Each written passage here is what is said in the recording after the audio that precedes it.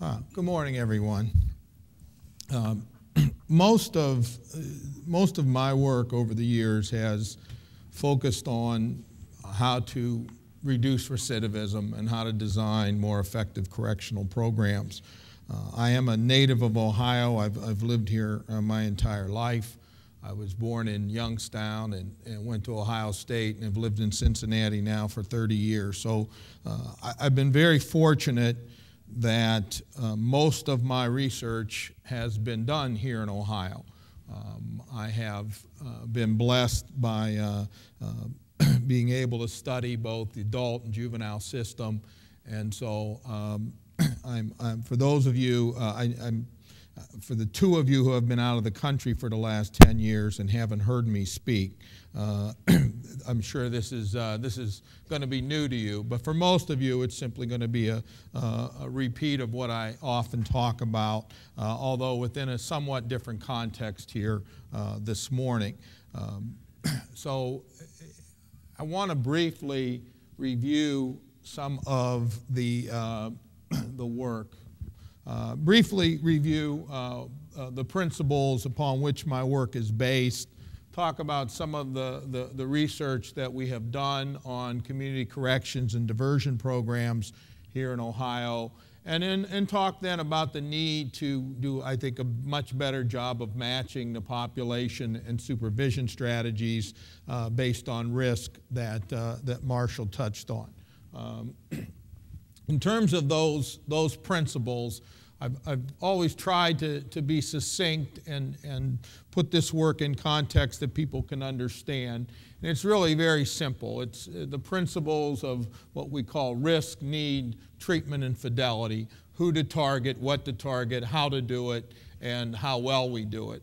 I think the risk principle is easily summarized if we look at all the offenders that come out of Ohio's prison. And let's just assume for a minute that half of them go back to prison. Which half are we worried about? We're worried about those half that will continue their behavior. And so that's really the risk principle in a nutshell, that we want to focus our resources on individuals that are most likely to continue that behavior. The need principle, which basically directs us where to target our efforts, what to focus on. We all have lots of needs. But not all of those needs are related or correlated with criminal behavior. And so if we're going to reduce criminal conduct, we have to focus on those areas that are most important. The treatment principle is the how to do it. I mentioned briefly behavioral approaches, but we really think about how we learn behavior. I happen to believe that most behaviors learn, most criminal behaviors learn, and we can unlearn that behavior. And the way we do it is important by teaching people the skills they need to stay out of trouble, how to handle their risky situations, how to refuse using drugs and alcohol. Those kind of strategies have proven most effective. And as we know in most aspects of life, how well you do something is very important. And so quality is something we're going to talk about, and something we've certainly seen here in Ohio. There are three elements to the risk principle. I'm not going to get into detail about intensity and how much treatment is necessary to reduce recidivism, but focus just briefly on that last point, as we've seen clearly in Ohio that when we use intensive interventions for lower risk individuals, we often increase their failure rates. We don't help them. In fact, we have just the opposite effect. And it's really not hard to understand why the risk principle is prevalent. First of all, when we put low-risk individuals in with high-risk individuals, we're often exposing them to the exact kind of people we want to keep them away from. And most of you know this because you worry about who your children hang around with. You certainly don't want them hanging around with higher risk individuals. The other reason that it happens, of course, is that when we take low risk individuals and put them in intensive interventions like prisons and other types of sanctions, we disrupt what makes them low risk. And so if I were to take you all and put you in a CBCF for 4 months, I can almost assure you that you would lose your job and that you would not have a welcome home from the correctional treatment reception when you got out.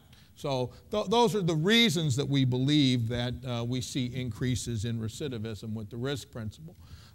The need principle is focused on what we call the major correlates, attitudes, associates, the risky situations, the history that people have that they tend to repeat, and that we have to teach them how to get out of those kind of situations. Personality factors such as being impulsive and being a risk taker, employment, lack of job skills, lack of financial resources. Family, of course, which can lend social support, but also can be a source of stress and can increase risk. And finally, of course, substance abuse. Some of the criminogenic needs that we see them translated into is addressing things like providing pro-social models and working on those vocational skills and anger and relapse, all the areas that we hope to target through these approaches. The good news in Ohio, and I think there is some good news, is that we are about to improve, we think, the assessment process. In order to meet the risk and need principle, it's really incumbent that we do good assessment. And that assessment starts very early in the process, when someone first gets brought to court. And the judge has to make a determination about what's the best option.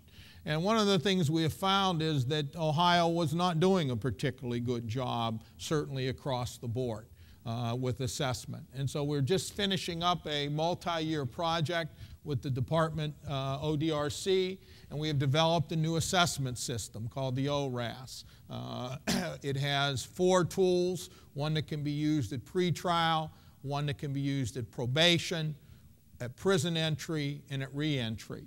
The community instrument has 7 domains, and as you can see, these all mirror some of the major risk factors associated with criminal conduct. We have been training across the state. We're starting to implement this tool. We hope to have it automated soon, and we think that this is going to help us meet the risk and need principle across Ohio. In terms of evaluations of community corrections programs, some of you know we've recently completed a very large study of the CBCF and halfway house facilities in Ohio. This is a replication of a study that we did in 2002, in which we compared offenders who were placed in these 2 interventions with offenders who were being supervised in the community, both intensive supervision cases as well as parolees. There were about 20,000 offenders in this study. It included 44 halfway houses and 20 CBCFs. It's the largest study of these types of facilities ever conducted. So it's a study for which we have, I think, a lot of data. We're just starting to mine that data. We're going to learn a lot about these programs, but we do have some initial data around effectiveness. And as you can see, this is regarded to the CBCFs. When we look at recidivism rates across all participants, everyone that was placed in these programs, we see that the results are not particularly strong. They are seeing an effect, but they're seeing an effect with high-risk offenders. That's the group where we're seeing some movement, not with the low and medium risk. When we look at the halfway houses, we see a similar pattern. Again, the risk principle is shining through. If we're going to get any effect, it's going to be with higher risk individuals. Right? When we take these data and we hone in on those offenders who completed the programs by risk level, we see not only is there variation across programs, but there's a great deal of variation across risk. As you can see, these red bars indicate programs that had higher recidivism rates for low-risk offenders. You can see that most programs fell into that category. However, when we look at the same programs with regard to high-risk offenders, we see pretty dramatic differences. We have some programs in Ohio that are producing extremely strong effects with regard to reducing recidivism. One of our goals should be to get every program up into the higher levels of effectiveness. But again, you see a dramatic effect when we look at it by program and by risk. These data are actually from our 2002 study. We have just submitted a report Friday, I believe, in which we're starting to look at program elements. Basically, the question is, does quality make a difference? Do programs that are following the research produce stronger effects than those that are not? And what we found in the 2002 study is very clear when we looked at halfway houses. The high quality, well-designed, well-implemented, well-led programs produced on average 22% reductions in recidivism. The poor quality, poorly designed, poorly implemented programs had increases in recidivism of almost 20%. That's about a 40% swing in recidivism. This study included about 13,000 offenders. So when we start talking about that kind of percentage swing, we're talking about a fairly significant number of individuals. ODRC is taking some steps. I do this work around the country, and I can tell you there's a lot of interest in what Ohio is doing with regard to some of the findings from the study. Ohio has been canceling some contracts for halfway houses that were not consistently performing well, and they have also been working with other programs to improve their programming and what they're doing. That I think it took a lot of courage to make those decisions, but I think the message is very clear that if we're going to spend these kind of dollars, we have to make sure that what we're doing is working.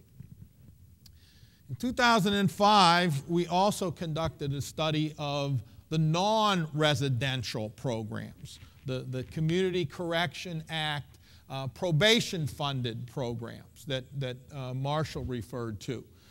We found similar findings in that those effective probation departments were generally targeting higher risk offenders. They were delivering more services and making more referrals to programs. We also found that quality made a difference. The programs that had standards, the programs that were assessing offenders, the programs that were following principles, reduced recidivism, the programs that were not were leading to increases in recidivism. So quality applies not only to those residential facilities, but also applies to probation services. Based on some of our research, ODRC has worked to increase completion rates for programs. As you can see, the successful terminations across the board have gone up. If we look at halfway houses, for example, it's moved from 55% to 65%. Interestingly, in our last study, we found that 65% was about the minimal threshold for effective programs. The programs that fell under that rate tended to have higher failure rates. And so we've worked hard, the state has worked hard to increase the completion rate for programs. Because as you might expect, if you get through the program, you're more likely to be successful than if you don't get through the program. DRC's also worked hard to shift who's going into CBCFs, for example. The percentage of higher and moderate risk offenders has increased. If you look at this chart in 2004, about 15% were considered low risk. That's been cut in half. And so now we're seeing fewer low-risk individuals going into these more intensive, expensive options. Finally, I think there clearly is a need to match the population and our supervision strategies based on risk.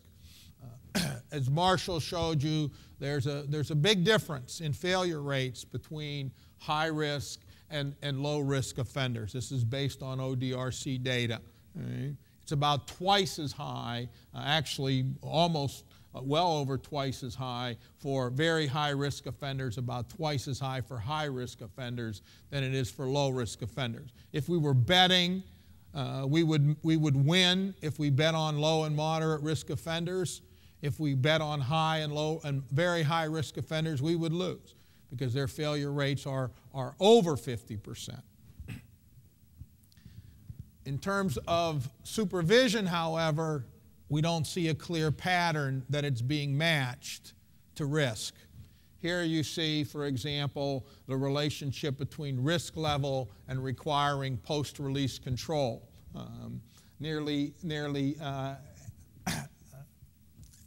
Well, half of low risk receive supervision. When we go down here to high risk individual, back up. Yeah, we go down here to high risk individuals.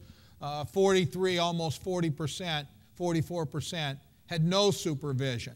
So there's clearly no match between an individual's risk level and whether or not they're receiving post-release control.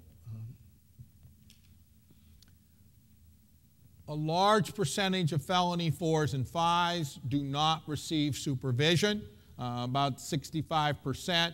For 4s and about 75% for 5s. And while one might make the assumption that they should not receive supervision since they're non-serious offenders, when we look at their risk level, however, we see that, in fact, many of the 4s and 5s may, in fact, be high risk or very high risk, yet they still do not receive any supervision.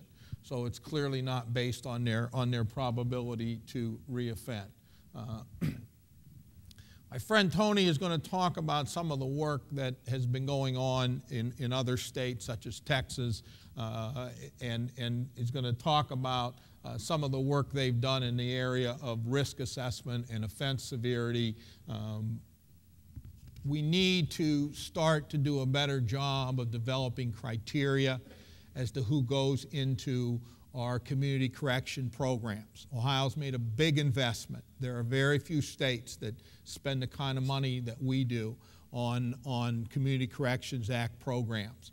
We've built CBCFs, we fund halfway houses, we fund probation departments, and so I think it's time that we start to look hard at who's going into these programs.